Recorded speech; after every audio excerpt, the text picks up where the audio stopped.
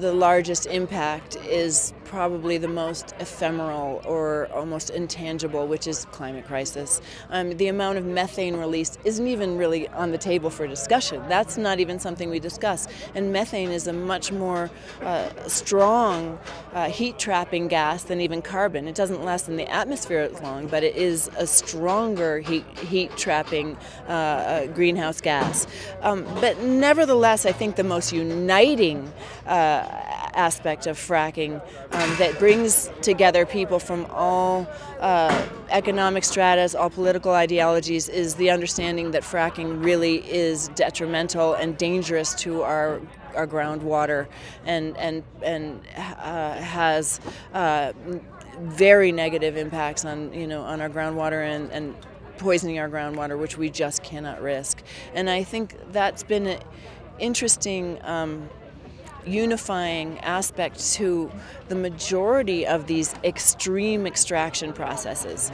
The mountaintop removal, the tar sands exploitation, the deep water drilling, all these kinds of things that we're having to resort to because, this fossil fuel isn't as easy to get to as it once was. We've already exhausted those reserves. Now it's endangering our basic life support systems. And so while the fossil fuel industry has been quite successful in seeding our minds with doubt that the climate crisis exists, even though I think on a primal level we all feel it and understand it,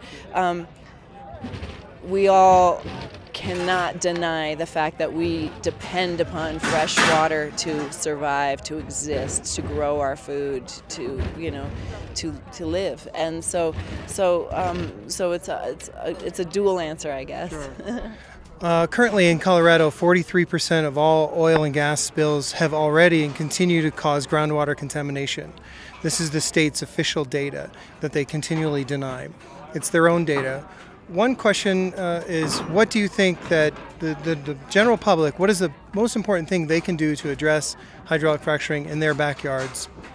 Well, they have to demand accountability from their elected officials, and it's a really hard thing to do because our elected officials in this climate are not inclined to listen to us. They're inclined to listen to the people who give them the money that help them stay in office. And that was the tragedy of that Supreme Court ruling in 2010, Citizens United versus the FEC, gave these corporations and people with vested interests unlimited resources and money to be able to give to our politicians and candidates. And so we have to stand up for ourselves. We cannot expect that the protections, the safeguards that we need to survive are going to come from our government or from public policy. It's just not going to happen.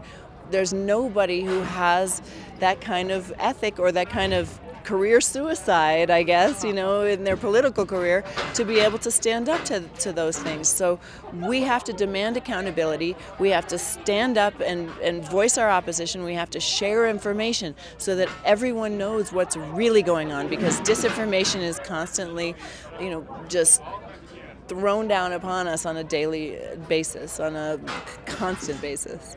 Absolutely. That's one of the things that we do in Colorado is we data mine the state's official documents to prove that the state has actually denied its own ability to protect adverse impacts, not only to the environment, but our neighbors. I mean, the simple fact is that the science has not yet caught up to the practice. And then, of course, in that case, the safeguards cannot yet catch up to the science, So there's a boom mentality. If you read the New York Times article that came out the day before yesterday, it's even economically a bad idea, but they still are taking advantage of it because they're afraid they'll lose their leases if they don't. It's just